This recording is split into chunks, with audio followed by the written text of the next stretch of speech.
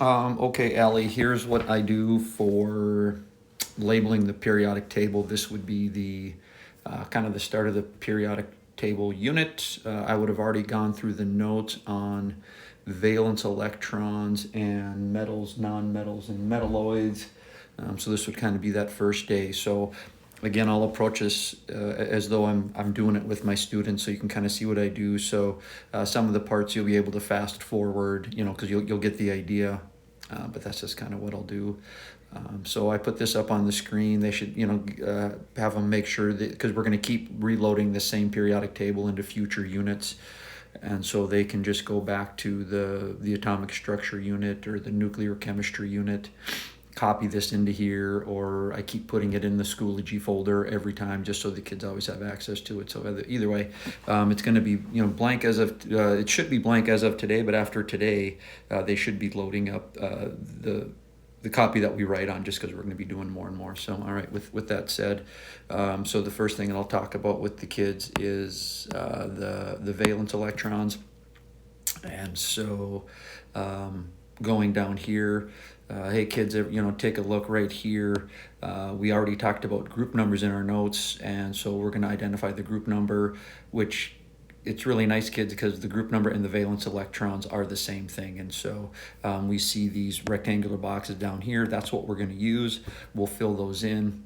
We'll see a nice, neat pattern. It's fairly straightforward. And so I'll start with, we've got this first column right here. Oops. And that first column, we just call it group 1.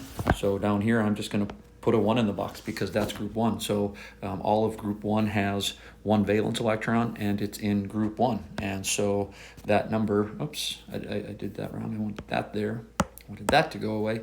So group 1 has 1 valence electron. And then we bump over to group 2. Here's group 2. Well, that's group 2. Group 2 has 2 valence electrons. It's that simple. So calcium has 2 valence electrons. Barium has 2 valence electrons. If I go back over here, calcium's in group 1, so it has 1 valence electron. Cesium is in group 1, it has 1 valence electron. It's that simple.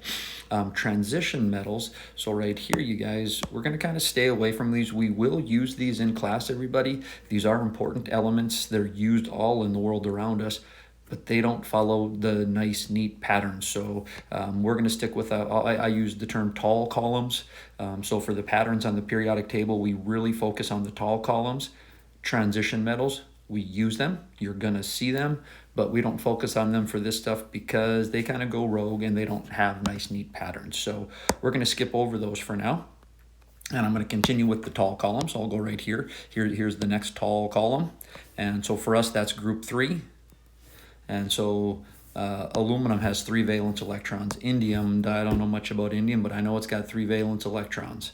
And so it's that simple. And then I go to group 4 right next to it. I'm just working my way across. There's group 4. That's group 4. It has 4 valence electrons. And nitrogen group, 5 valence electrons. Oxygen group, 6 valence electrons. Fluorine group, 7 valence electrons. It's group 7. It's got 7 valence electrons. And then group 8 has 8 valence electrons, with the exception of helium. The periodic table, you guys, has all sorts of exceptions on it. And with this, and I'm not going to label it as such, but we just have to get to know this. Helium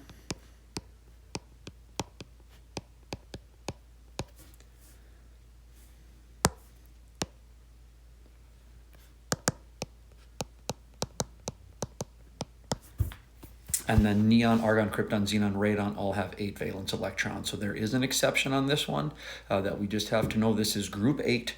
We'll talk some things about the noble gases, but you got to just put it in the memory banks. Helium has 2 valence electrons. The rest of them have 8. So we'll see another couple exceptions today as we go as well. And those are just those exceptions. You just got to kind of start sticking them in your memory banks and getting used to them. So valence electrons, you guys, on quizzes, that's something that'll be added to quizzes. We fill in the table. You guys have been doing protons, neutrons, electrons for me. You guys have been filling in mass number, which is great.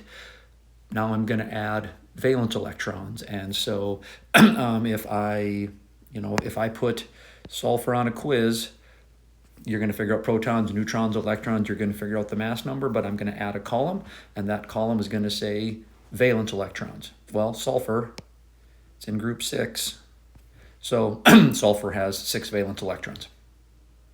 If you see gallium on a quiz, again, you're going to figure out protons and neutrons, electrons, mass number. I'm also going to start asking for the number of valence electrons. Well, gallium's in group 3, so it has 3. Sodium, same thing, sodium. If I ask for valence electrons, you just got to look on your periodic tables. It's there. You just got to get used to using that. So it's not something you got to memorize. You just got to know how to use your periodic tables to get that information. Because remember, you always have access to a periodic table. All right, next thing I want to label, next thing I want to label, Allie, make sure you give the kids a couple seconds for that, talk about those couple things. Next thing, go over to the periodic table on the wall and point out that thicker red stair-step line that separates the metals from the non-metals, and point that out to the kids and tell them that we're going to add that to the periodic table as well. And so, okay, kids, I want you to draw that stair-step line. I'm going to make this a little thicker, and so right here, I'm careful not to cover up because I want to see the information inside those squares. But this is kind of our dividing line on the periodic table. And so draw that in. And then, okay, kids, next thing I want you to do, we're going to color in the metalloids. And we talked about metalloids. Remember, metalloids, they don't have enough properties of a metal to be a metal. They don't have enough properties of a non-metal to be a non-metal. They're kind of in between. So they're not a metal or a non-metal. So scientists call them metalloids. And so pay attention to my shading, you guys.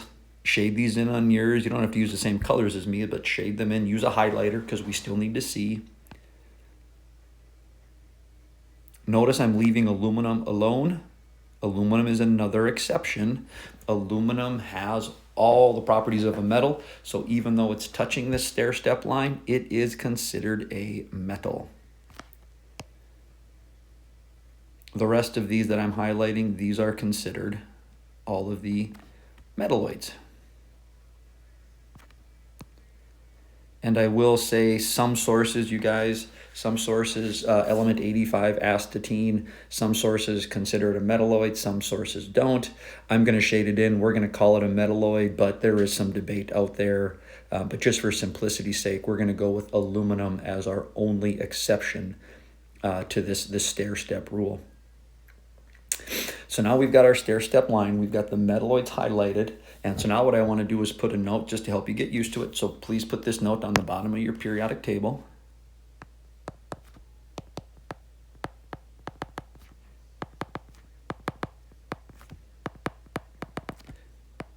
I'm going to draw the arrow in there. Elements to the left of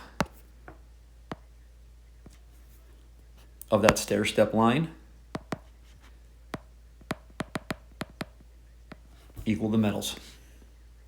And helium or aluminum is left of it. I don't know, but it's not shaded. So aluminum is considered a metal.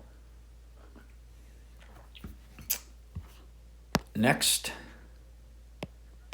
Oops, I'm going to make that a little smaller. There we go.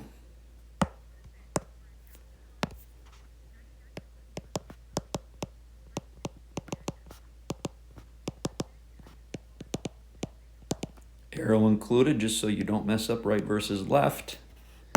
To the right of the stair-step line.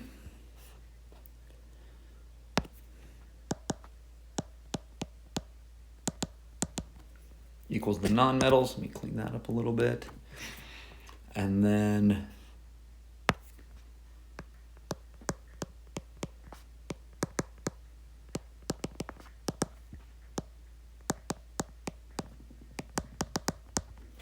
the shaded elements equal metalloids.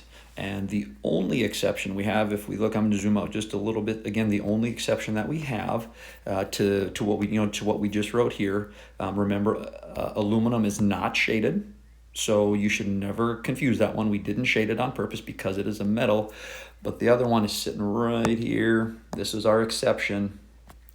Hydrogen. Hydrogen's a non-metal.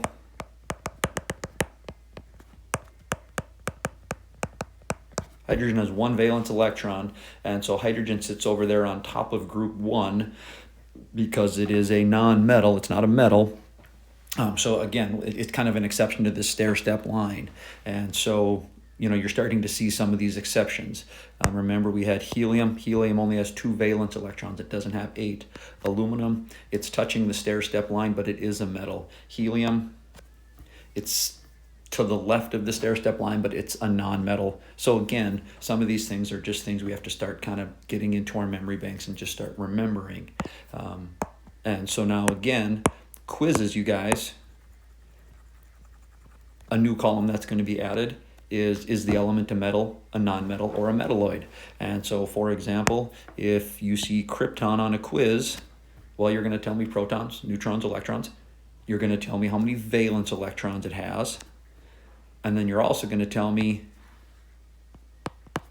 is it a metal, a non-metal, or a metalloid based on what we did with our shading. This information is not on the laminated ones. So that's got to be in the memory. But that's on your periodic tables that you're using all the time. And so hopefully that is in your memory banks.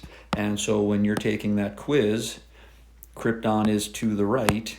Krypton is to the right, so it's got to be a non-metal. Ruthenium, whatever that one is, I don't know much about it. Again, protons, neutrons, electrons, you'll tell me that. I won't do that one, sorry, valence electrons, that bad example. Don't use that one, Ellie. Rubidium, protons, neutrons, electrons, mass number, valence electrons, and then is it a metal, a non-metal, or a metalloid? Well, it's to the left. Arsenic, it's touching the line. So kids, you kind of get that idea. Again, I'm trying to force you to use that periodic table and learn that the location on the periodic table indicates something about the element. Not only does it give us the number of valence electrons, it also tells us if it's a metal, a non-metal, or a metalloid. And so this is what we've got. You guys have access to this all the time. And then remember, for quizzes and tests, I've got that laminated copy, and that's the one that you guys will use. But this information is on it, with the exception of the stuff written on the bottom. You just got to get that in your memory banks.